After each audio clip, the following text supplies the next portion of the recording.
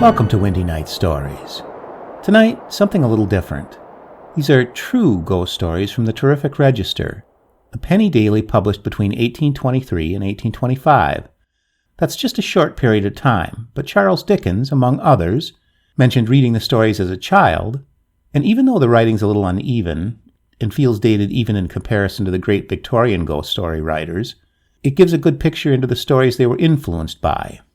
So here are 4 short, true ghost stories from the Terrific Register, a couple of apparitions, a ghost raiser, and some sworn testimony from some witnesses to a spectral display.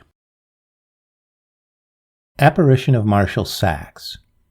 A man of the name of Schrepfer, who originally resided at Leipzig, of which city he was a native, and where he kept a coffee house, pretended to study magic, and to have acquitted many secrets connected with that imaginary science. He boldly asserted that he had intercourse with, and control over spirits, whom he could summon, command, and cause to disappear, if not altogether at his pleasure, yet by force of his inventions. Pretensions so extraordinary, sustained by some exhibitions which impressed the spectators with astonishment, soon procured him no little reputation. Schrepfer, about this time, while he still resided at Leipzig, had offered Prince Charles of Saxony, who ordered an officer belonging to his household to repair to Leipzig, and there to give to Schrepfer, in his name, personal chastisement.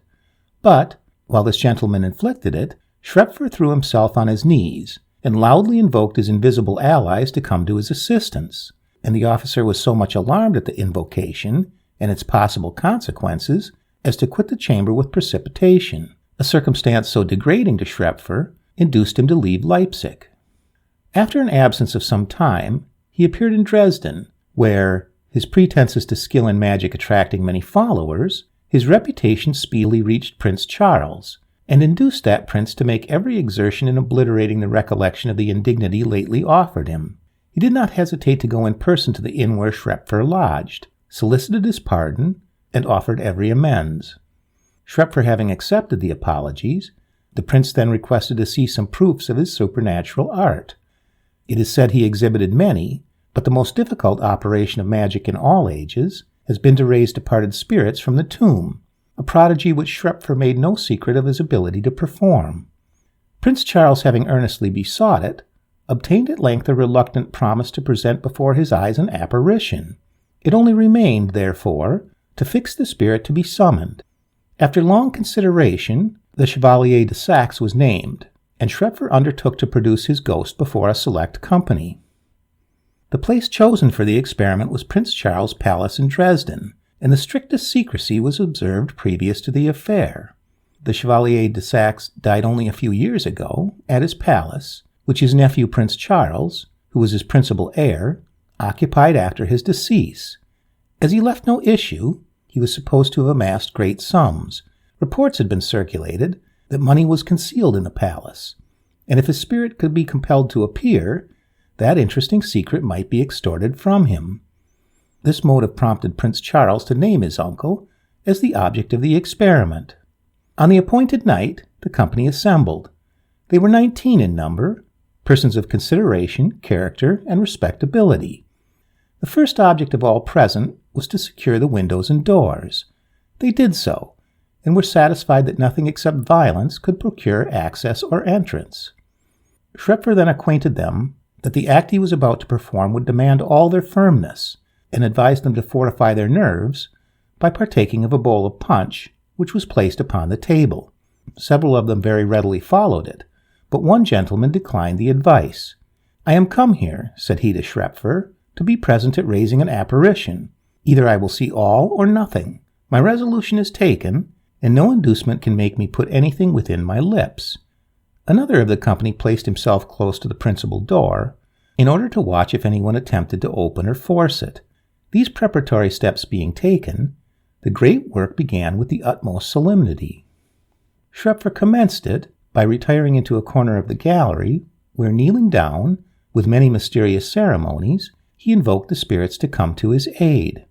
A very considerable time elapsed before they obeyed, during which interval he labored apparently under great agitation of body and mind, being covered with a violent sweat and almost in convulsions. At length, A loud clatter was heard at all the windows on the outside, which was soon followed by another noise, resembling more the effect produced by a number of wet fingers drawn over the edge of the glasses than anything else to which it could be compared. The sound announced, as he said, the arrival of his good or protecting spirits, and seemed to encourage him to proceed. A short time afterwards, a yelling was heard of a frightful and unusual nature, which came, he declared, from the malignant spirits, whose presence was necessary and indispensable to the completion of the catastrophe. The company were now petrified with horror, and Schrepfer continuing his invocations, the door suddenly opened with violence, and something that resembled a black ball or globe rolled into the middle of the room. It was invested with smoke or cloud, in the midst of which appeared to be a human face, like the countenance of the Chevalier de Saxe. From this form issued a loud and angry voice, which exclaimed in German, "Karl, was wollt du mit me? Why dost thou disturb me?" Language, as may be supposed, can ill describe the consternation produced among the spectators at such a sight.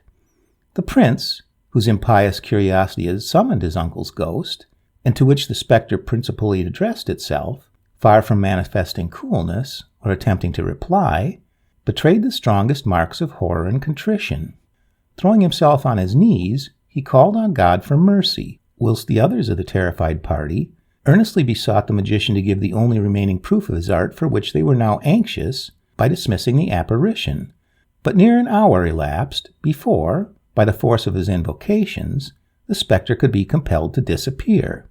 Nay, when at length the Schrepfer had succeeded in dismissing it, the moment that the company began to assume a degree of serenity, the door which had been closed burst open again, and the same hideous form presented itself anew to their eyes. The most resolute and collected among them were not proof to its second appearance, and a scene of universal terror ensued. Schrepfer, however, by reiterated exorcisms or exertions, finally dismissed the apparition. The terrified spectators soon dispersed, overcome with amazement and fully satisfied with Schrepfer's supernatural powers. Schrepfer did not long enjoy his celebrity, and his death is not the least extraordinary part of the story. These gentlemen whom he had in some measure initiated into its mysteries, for he professed to instruct in the science of magic, were promised by him an exhibition more wonderful than any at which they had assisted. For this purpose they attended him into the wood of Rosendahl, which is a small distance from the gates of Leipzig. It was summer, before the sun rose, between 3 and 4 in the morning.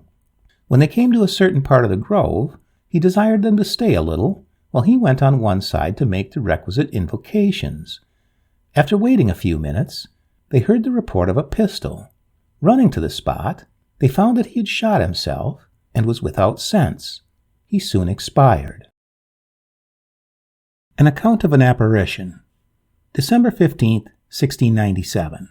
Sir, I have sent you enclosed a relation of an apparition. The story I had from 2 persons, who each had it from the author, and yet their accounts somewhat varied, and passing through more mouths, has varied much more. Therefore, I got a friend to bring me the author's, at a chamber, where I wrote it down from the author's own mouth. After I read it to him, and gave him another copy, he said he could swear to the truth of it as far as he is concerned. He is the curate of Warblington, Bachelor of Arts, of Trinity College, in Oxford, about 6 years standing in the university. I hear no ill report of his behavior here. He is now gone to his curacy. He has promised to send up the handwriting of the tenant and his man, who is a smith by trade, and the farmer's man, as far as they are concerned.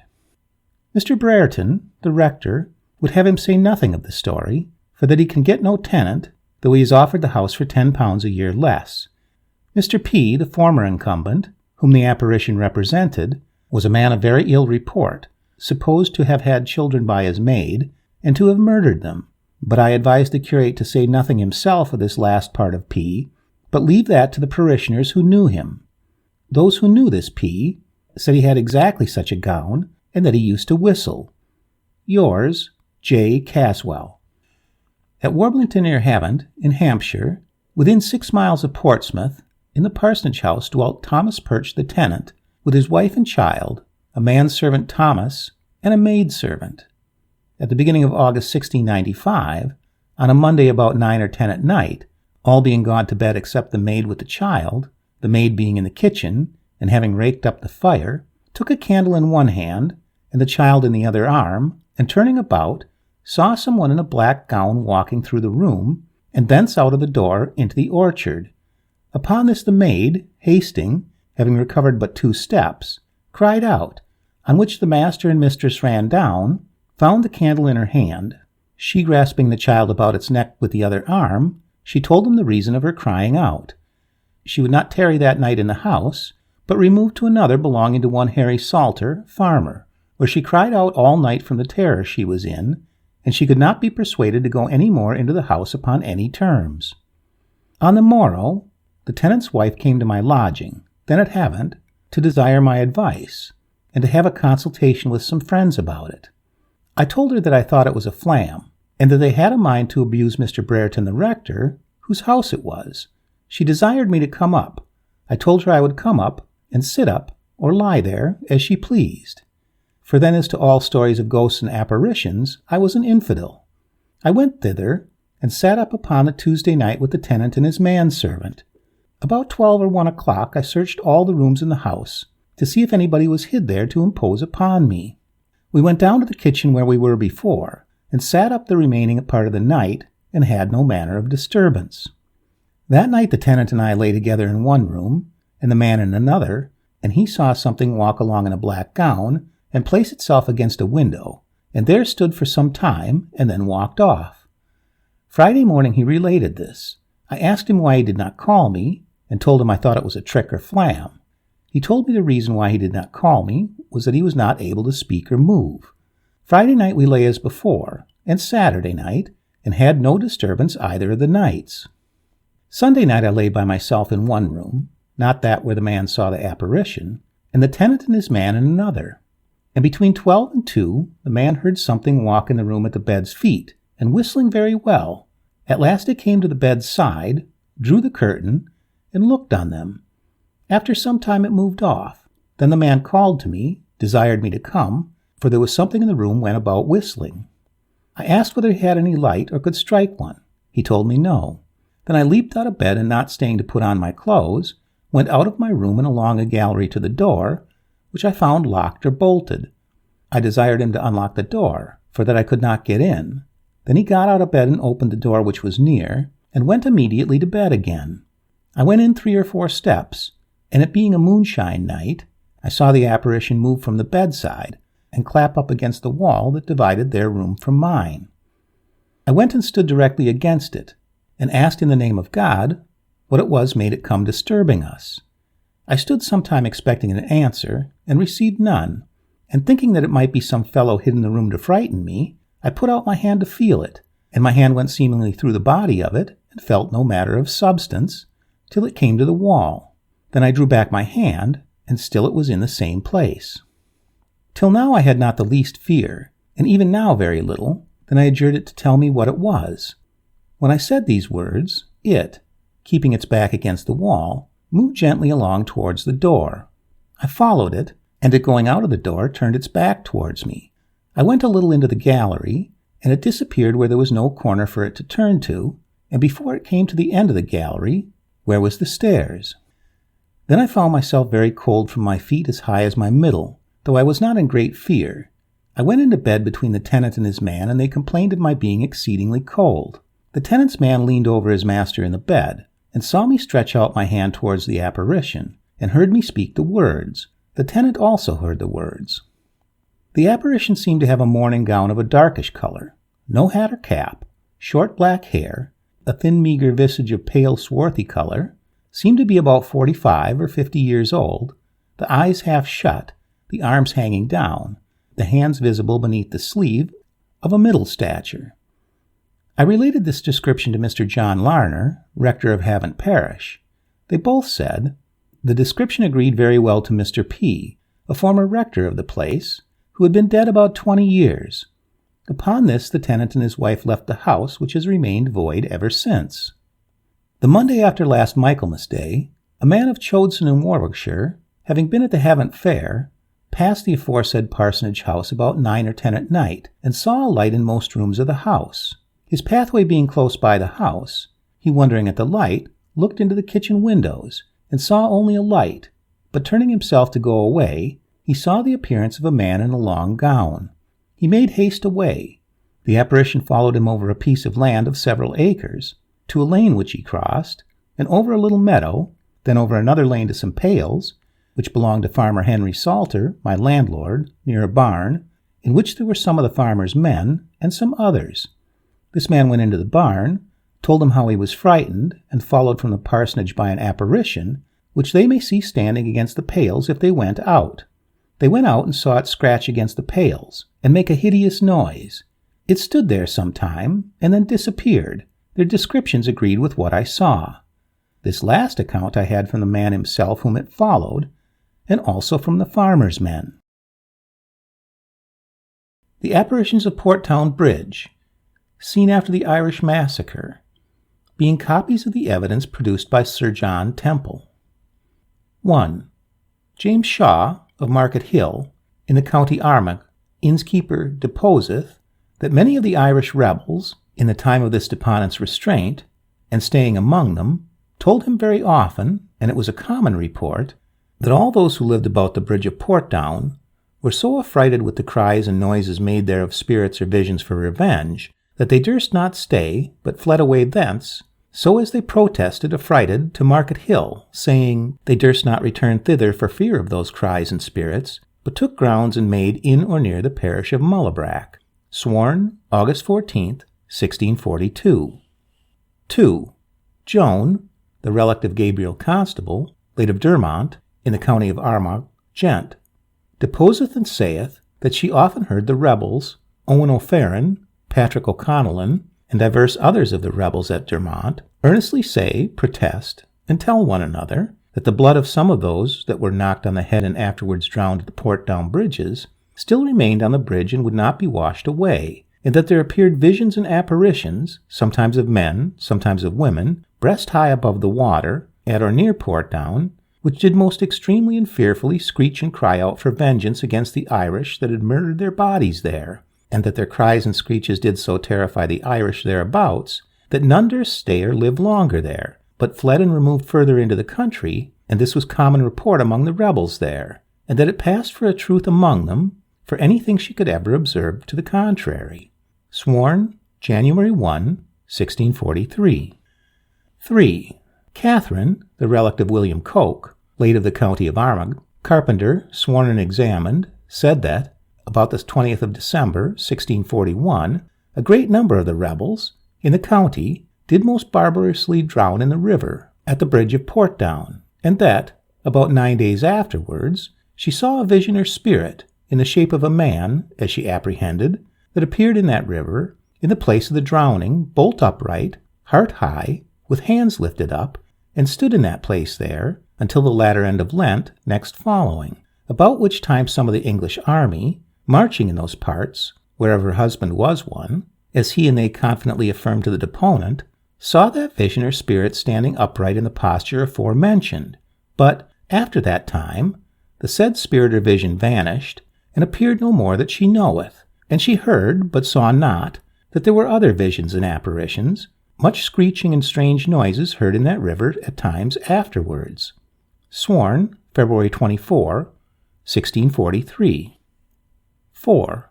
Elizabeth, the wife of Captain Rice Price, of Armagh, deposeth and said that she and another woman, whose husbands were murdered, hearing of divers apparitions and visions that were seen near Portadown Bridge, since drowning of her children and the rest of the Protestants there, went unto the aforesaid bridge about twilight in the evening.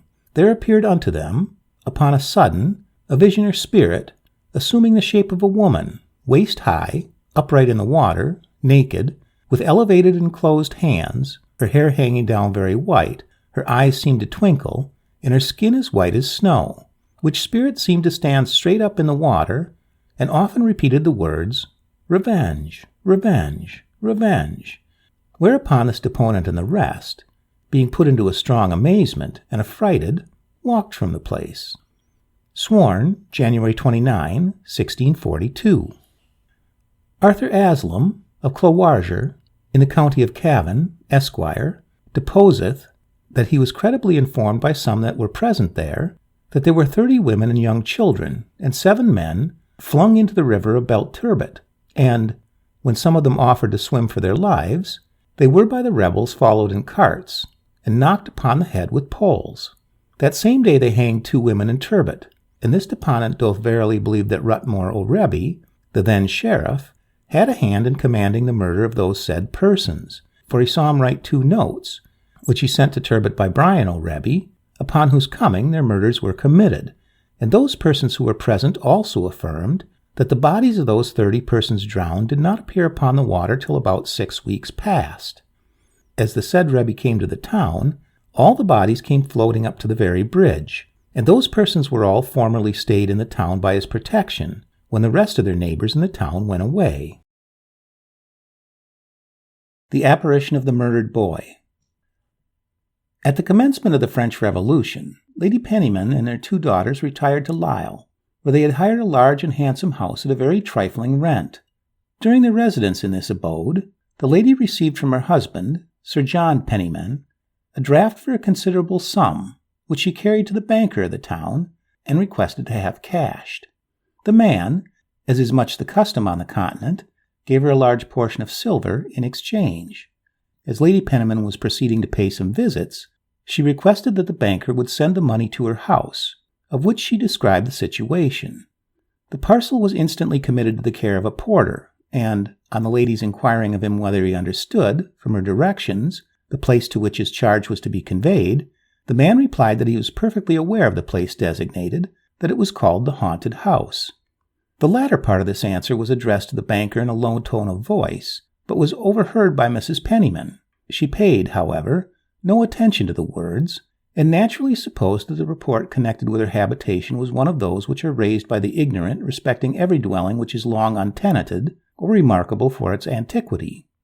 A few weeks afterwards, the words were recalled to her recollection in a manner that surprised her. The housekeeper, with many apologies for being obliged to mention anything that might appear so idle and absurd, came to the apartment in which her mistress was sitting, and said that 2 of the servants, who had accompanied her ladyship from England, had that morning given warning, and expressed a determination of quitting her ladyship's service, on account of the mysterious noises by which they had been, night after night, disturbed and terrified. "I trust, Carter," replied Mrs. Penniman, "that you have too much good sense to be alarmed on your own account by any of these superstitions and visionary fears, and pray exert yourself in endeavoring to tranquilize the apprehensions of others, and persuading them to continue in their places." The persuasion of Carter was ineffectual.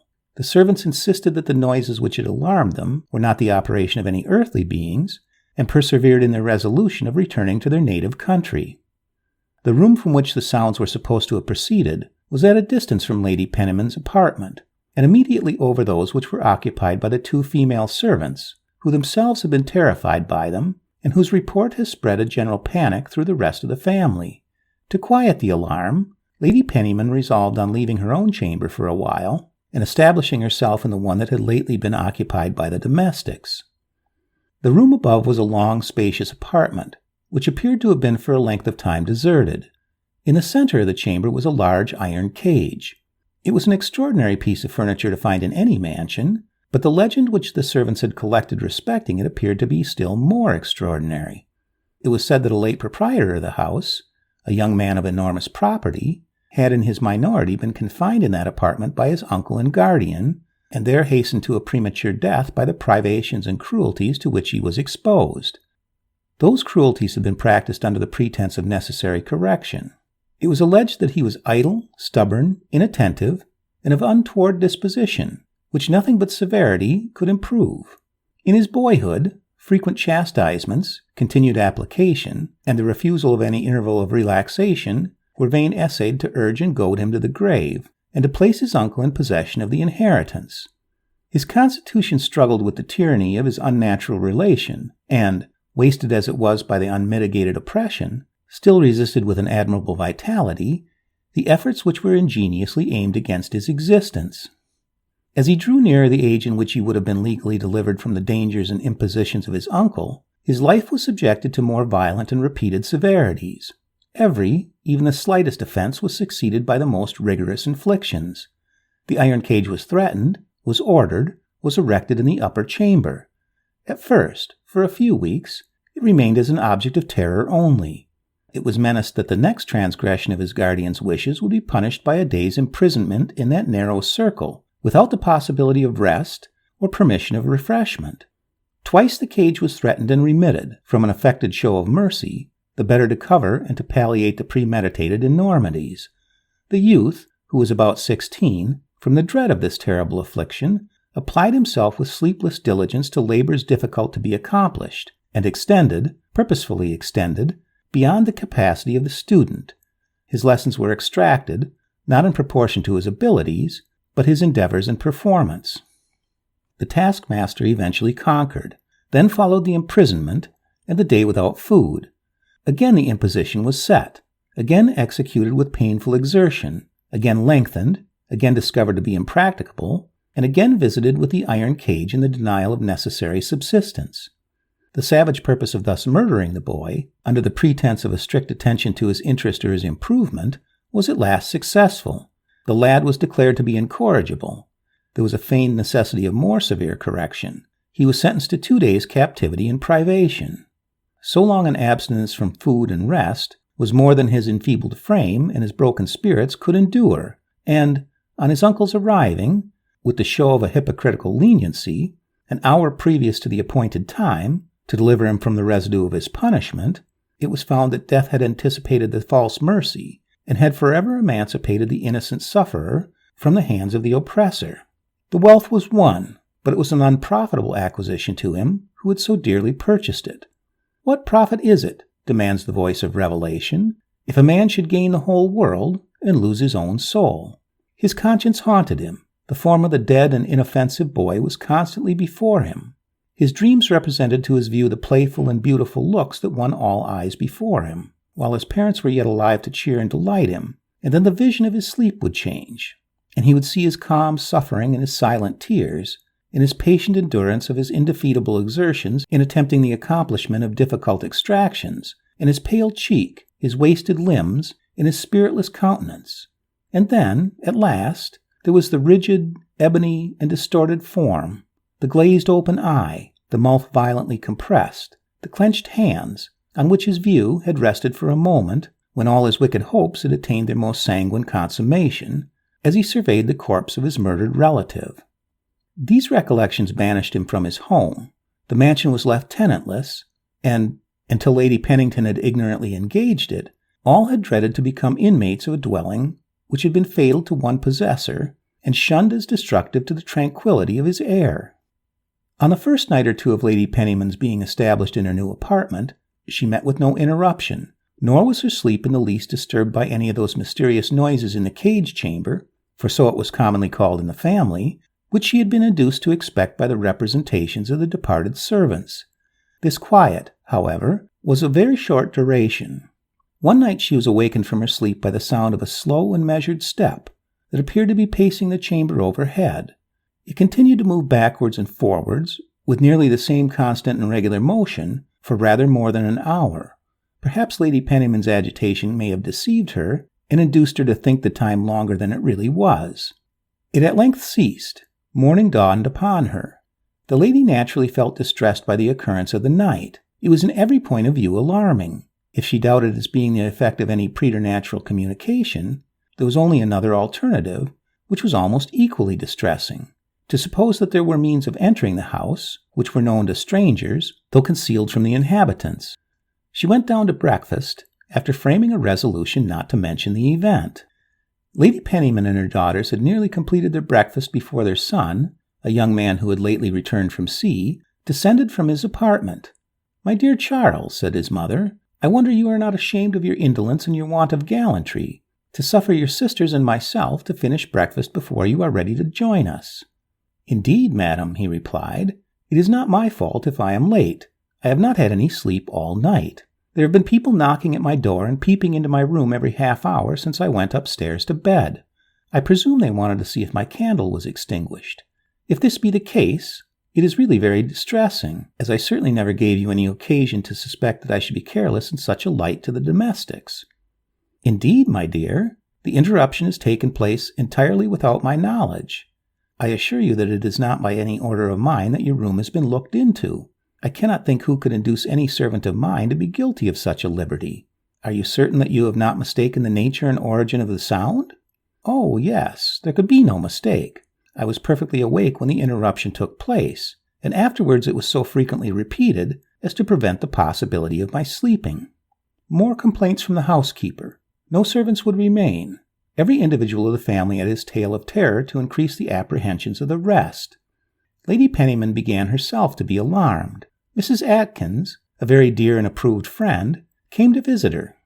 She communicated the subject which had so recently disturbed the family, and requested her advice.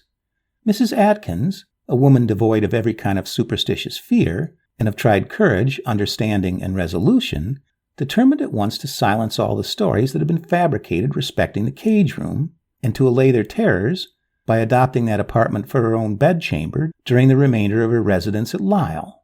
It was in vain to oppose her purpose.